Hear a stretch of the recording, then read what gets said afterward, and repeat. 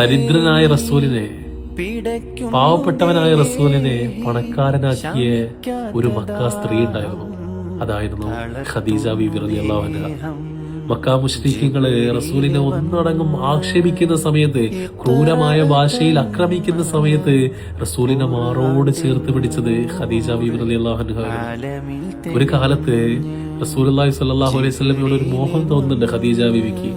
ബാപ്പയോട് പറഞ്ഞ് ആ നിക്കാഹ് ചെയ്യുന്ന സമയത്ത്, നിക്കാഹ് കഴിഞ്ഞതിന് ശേഷം മക്ക മുശ്രിക്കുകൾ ഒന്നടങ്കം പറയുന്നുണ്ട്, ദരിദ്രനായ പാവപ്പെട്ടവനായ ഉടുതുണിക്ക് മറുതുണിയില്ലാത്ത കന്നുകാലികളെ മേയിച്ച് നടക്കുന്ന മുഹമ്മദിനെയാണോ നിനക്ക് കല്യാണം കഴിക്കാൻ കണ്ടത് ഖദീജ എന്ന് ചോദിക്കുന്നുണ്ട്. കാരണം മക്ക കണ്ട ഏറ്റവും വലിയ സമ്പന്നയായിട്ടുള്ള സ്ത്രീയായിരുന്നു ഖദീജ ബീവി. അങ്ങനെ ഖദീജ ബീവിക്ക് അത് കേട്ടിട്ട് ഭയങ്കരമായിട്ട് വിഷമാവുന്നുണ്ട്. ആ വിഷമാവുന്ന സമയത്ത് മക്ക മുശ്രിക്കുകളെ ഒന്നടങ്കം വിളിച്ചു വരുത്തിയിട്ട്, പ്രമാണികളെയും സമ്പന്നരെയും വിളിച്ചു വരുത്തി ഒരു വിരുന്നൊരുക്കുന്നുണ്ട് ഖദീജ ബീവി റളിയല്ലാഹു അൻഹ. ആ വിരുന്നൊരുക്കിക്കൊണ്ട് ആ വിരുന്നിന്റെ ഇടയിലൂടെ പറയുന്നുണ്ട്, ഇന്ന് മുതലേ മുഹമ്മദ് സമ്പന്നനാണ്. കാരണം ഇന്ന് മുതൽ ഏറ്റവും വലിയ ദരിദ്രനായി ജീവിക്കുന്നത് ഖദീജ ബീവി ആയിട്ടുള്ള ഞാനാണ്. എന്റെ സ്വത്തുക്കളെ മൊത്തമായിട്ട് ഞാൻ മുഹമ്മദ് റസൂലുള്ളാഹി സ്വല്ലല്ലാഹു അലൈഹി വസല്ലമക്ക് കൊടുക്കാണെന്ന് പറഞ്ഞിട്ട് മക്ക മുശ്രിക്കുകളെ വായടപ്പിക്കുന്നുണ്ട്. പിന്നീട് നടന്നത് ചരിത്രമായിരുന്നു. ജബലുൽ നൂറിന്റെ മുകളില് റസൂല് വിശന്നിരിക്കുന്ന സമയത്ത്, നുബൂവത്തിട്ട് ഇരുന്ന സമയത്ത് റസൂലിനെ പരിക്കുന്നുണ്ട്. മരിച്ചു വിറക്കുന്ന സമയത്ത് റസൂലിനെ മാറോട് ചേർത്ത് പിടിച്ചിട്ട് റസൂലിനെ ആശ്വസിപ്പിക്കുന്നത് ഖദീജ ബീവിയായിരുന്നു.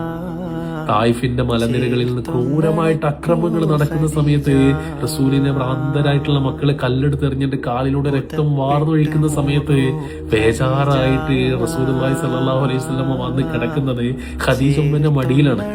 മാറോട് ചേർത്ത് പിടിക്കുന്ന സമയത്ത് ഖദീജ ബീവിയുടെ മുഖത്ത് നോക്കിയിട്ട് പറയുന്നുണ്ട്, ഖദീജ, ആരെങ്കിലും എന്നെ വിശ്വസിക്കോ, ആരെങ്കിലും ഇസ്ലാമിലേക്ക് കടന്നു വരുമെന്ന് നിൽക്കുന്ന സമയത്ത് റസൂലിനെ മാറോട് ചേർത്ത് പിടിച്ച് ഖദീജ ഉമ്മ പറയുന്ന ഒരു മറുപടി ഉണ്ട്, വരും റസൂലെ, കാരണം അങ്ങ് ലോകം കണ്ട ഏറ്റവും നല്ലനായ ഒരു മനുഷ്യനാണ്.